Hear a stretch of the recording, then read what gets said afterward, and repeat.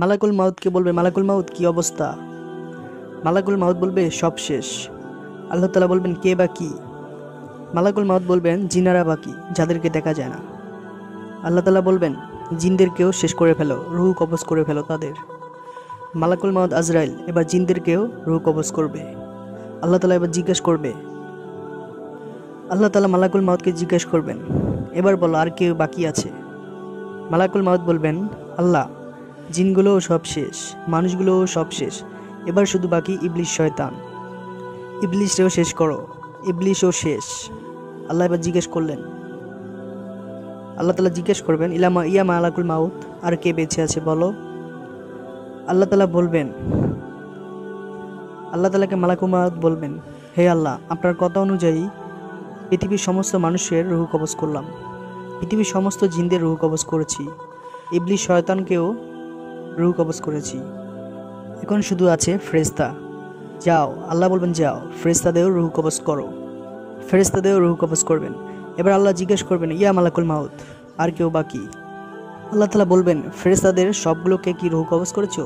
মালাকুল মাউত বলবেন জবাবে, ফেরেশতাদের সবার রুহ কবজ করেছে, শুধুমাত্র 4 জন ছাড়া, ইসরাফিল, মিকাইল, আজরাইল, জিবরাইল।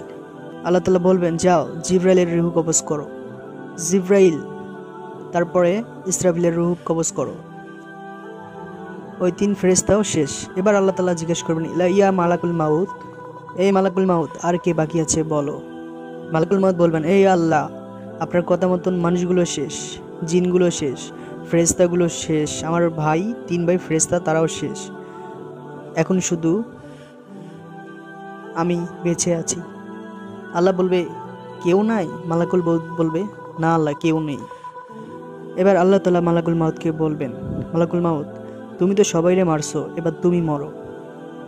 শোনার সাথে সাথে মালাকুল মাউতের শরীর কাঁপতে থাকবে, খিঁচুনি এসে যাবে, সে ভয়ে আত্মরা হয়ে যাবে। রব্বুল আলামিন বলবেন, মালাকুল মাউত কেঁদো না, এটাও দুনিয়ার বিধান, পৃথিবীতে জন্মালে মরতে হয়। যাও, জাহান্নাম জান্নাতের মাঝখানে একটা জায়গা আছে, এই জায়গার নাম হলো আরাফ, আরাফের মধ্যখানে গিয়ে দাঁড়াও।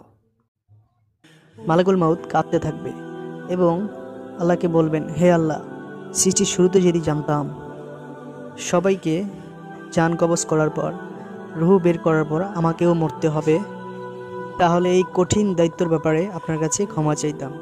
আজকে আমারও যে ভাগ্য বরণ করে নিতে হবে সৃষ্টির শুরু থেকে, এটা আমি কল্পনাও করতে পারিনি। আল্লাহ তাআলা বলবেন, হে মালাকুল মাউত তুমি বেশি কথা বলো না, যাও, তুমি যাও, ওই জায়গার মাঝখানে গিয়ে তুমি নিজের রুহ কবজ করো, যাও। বলার সাথে সাথে মালাকুল মাউতও এক বিকট চিৎকার মেরে তার রুহ কবজ করবে তিনি নিজেই। মালাকুল মাউতের ওই সেই চিৎকারের আওয়াজ এতটা বিকট হবে, ওই পৃথিবীর মানুষ যদি ওই আওয়াজ শুনতে পেত কান দিয়ে তার, তাহলে কিয়ামত সংঘটিত হওয়ার জন্য আলাদা করে ইসরাফিলের সিংহার প্রয়োজন হতো না। ওই চিৎকারের আওয়াজে পৃথিবীর মানুষ কান পেটে লাশ হয়ে জায়গায় পড়ে থাকতো। এবার ডানে বামে উপরে কেউ নেই, একজন ছাড়া, কে? আল্লাহ তাআলা। আল্লাহ তাআলা তখন পৃথিবীকে নাম ধরে একটা ডাক দেবেন, ইয়া দুনিয়া, এই পৃথিবী তোর নদীগুলো কোথায়? এই পৃথিবী তোর গাছগুলো কোথায়?